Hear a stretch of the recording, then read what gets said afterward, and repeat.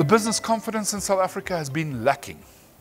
This is the longest period since 1982 that business confidence has been negative. Business is sitting on a lot of money because, yes, it'll change if there's a bit of confidence and if there's a bit of growth, but it'll mainly change when the opportunities are there. If we look at cash flow, and that's the reality, that's the day-to-day thing from businesses.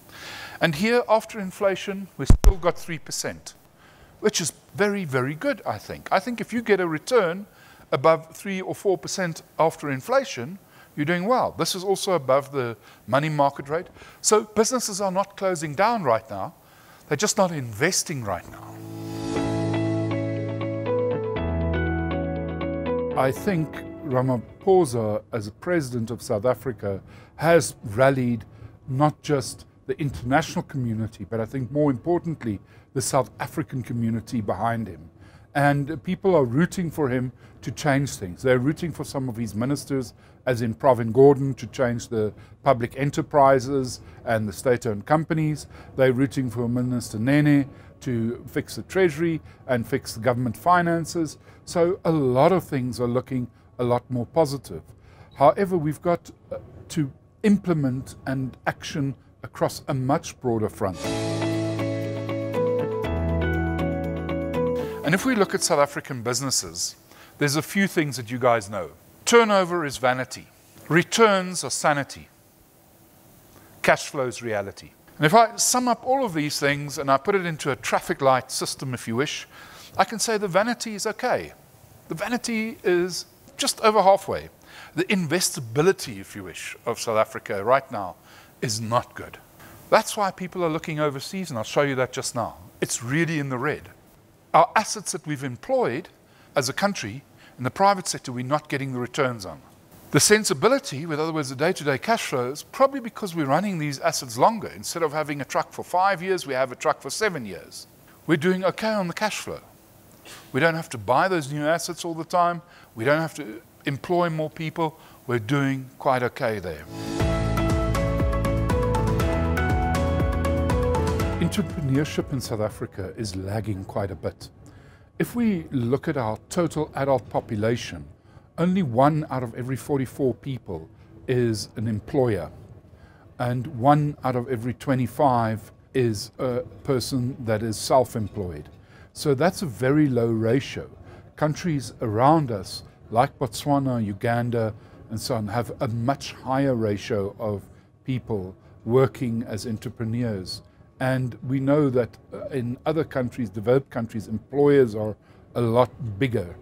And we need to focus on creating the conditions where employers feel more comfortable, entrepreneurs feel more comfortable.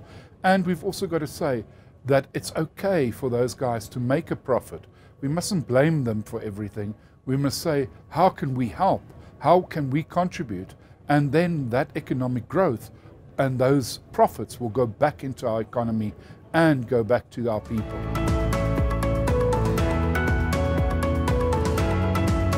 Our growth forecasts, if we look at it, it'll now be all upgraded, of course, a bit. We came in at about 1.3%, so 2017 will go up. 2018 will probably go up because of the momentum shift. I still think we've got to look at this and say, but we still haven't grown for 3 or 4 years above the rate of our population growth. And that's the real problem. The real problem is that pressure that we're not getting richer as a society. Because what it does, it means more and more people become unemployed. Because unless we can grow 3% plus when you're growing your population, 1.7%, okay, you need to grow about double that to make any meaningful inroads, even over time, into your unemployment. I think there's a lot of things that we can do. And let's start with the state-owned enterprises. The state-owned enterprises make up at least 7% of our economy. If we get proper professional boards there, if we get professional management, we stop the corruption, we get the right trains, the right connections for our electricity, we can make a huge difference. The same with government departments. Government makes up more than 30% of our economy. If we can get government to be more efficient, and some things are just small things that we can change. And for the people out there, we can change things like we can change the ownership of people's houses. At RDP houses, we can give to the people that stay there. The same with traditional houses. We could ask the farmers to do the same for their farm workers. And that way we can create a base for people who don't currently have any assets. That's very important that we do something like that. So we can do a lot of low-hanging fruit. A lot of things can happen quickly. But some things, like for example, improving our education, we have to realize will take time.